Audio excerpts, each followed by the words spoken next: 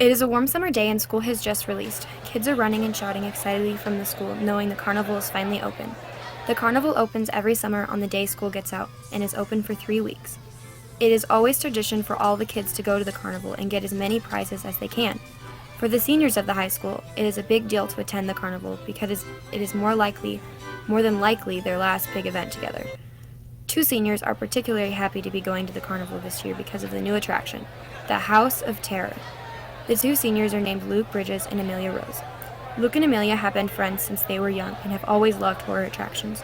The House of Terror is supposed to be the scariest haunted house in America yet, and have had people report the owners to the police for what they thought were real people's limbs, but were then investigated and found to be wax.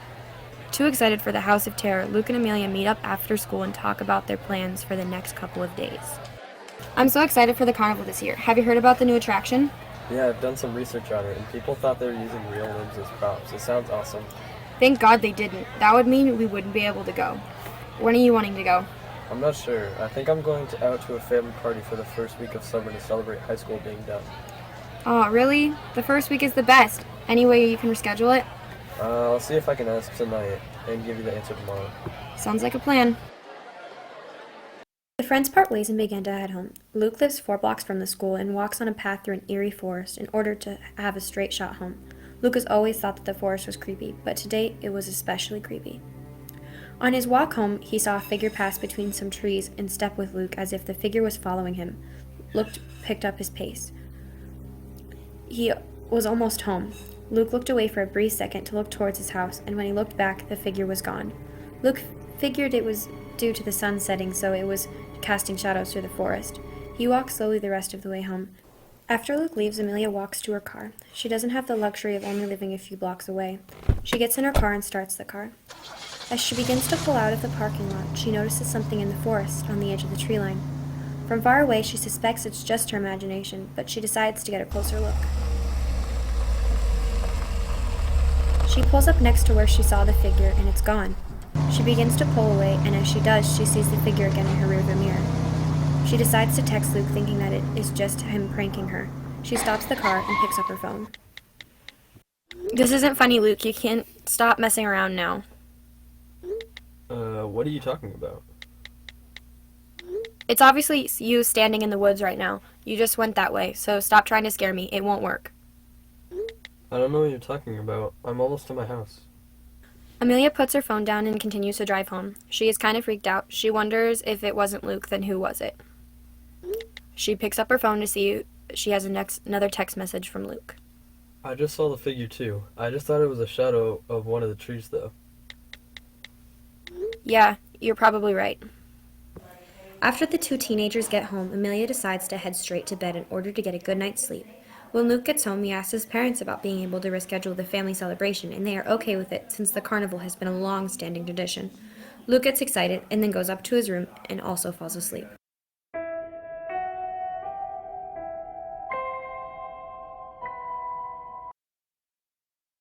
Hi there. Are you looking for a family friend? Then come on down to HAIN. Here we dedicate ourselves to the needs of animals. We take in any kind of animal without a home and give it a nice warm bed, food, and love until we can find it a home. If you feel like having a family friend, come down to a shelter near you and adopt a pet today. We are open from 8 a.m. to 5 p.m. on weekdays and 8 a.m. to 7 p.m. on weekends. If you would like more information, you can call us at 515-865-3345. We hope to hear from you soon.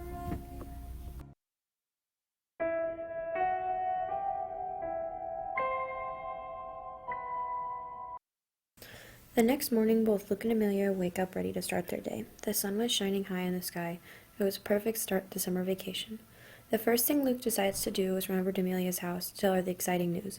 Luke goes outside to walk down the sidewalk to where his car is parked. He gets in his car and starts it. When he arrives at Amelia's, he knocks on the door, and Amelia opens the door. Hey Amelia, guess what? Hey, what's up? I was able to switch around the dates of when I'm going to that family celebration. That's awesome. Does that mean we're going to the carnival? Yeah, we can go today if you'd like. Yeah, that sounds good. We can go tonight, if that's good. Sounds like a plan to me. I'll be here at 7.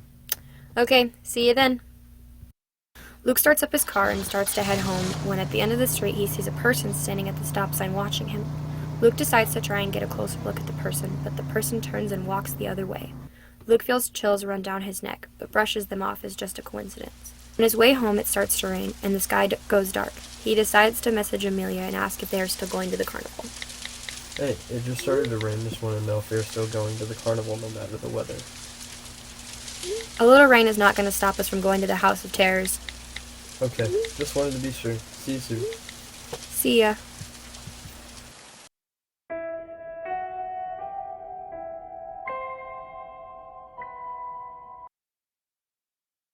We've all seen or at least heard of the well-known animated movie Shrek, but have you ever seen it in person?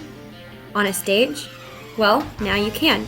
Nevada High School is performing it live for you in the Josephine Tope Auditorium in Nevada, Iowa. It will be performing on March 3rd through the 5th. You can buy tickets online, reserve them, or just pay general admission when you arrive. We hope we can see you come out and enjoy the show with us.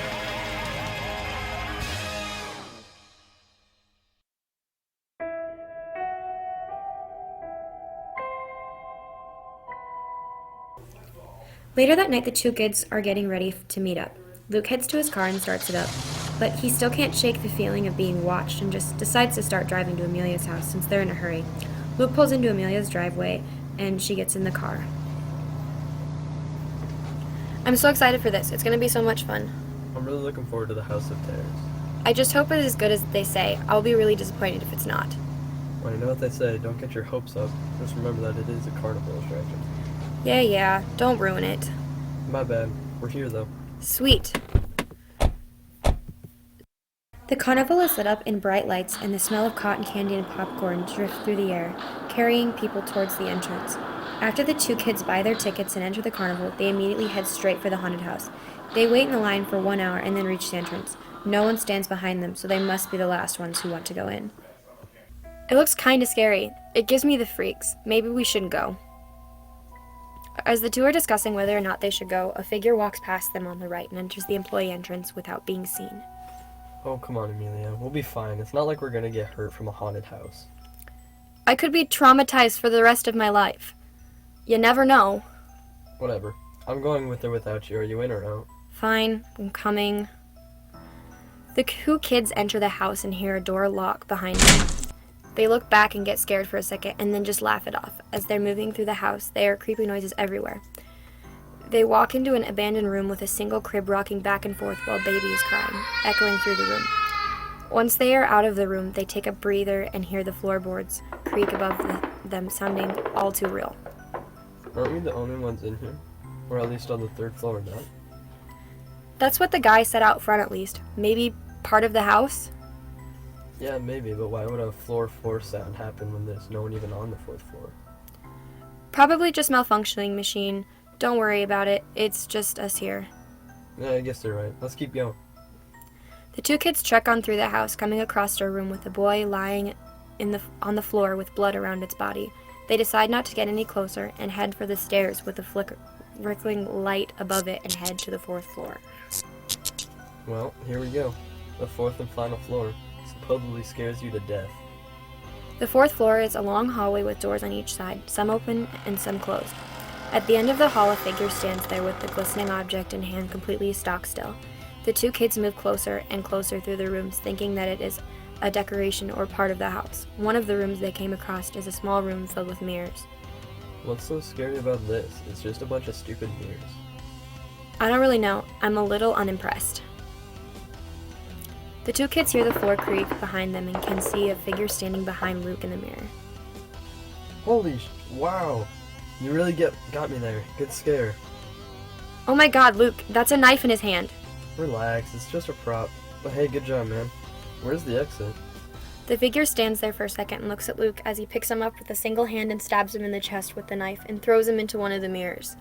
Mia tries to run away, but the figure blocks the door. What do you want? What did we do?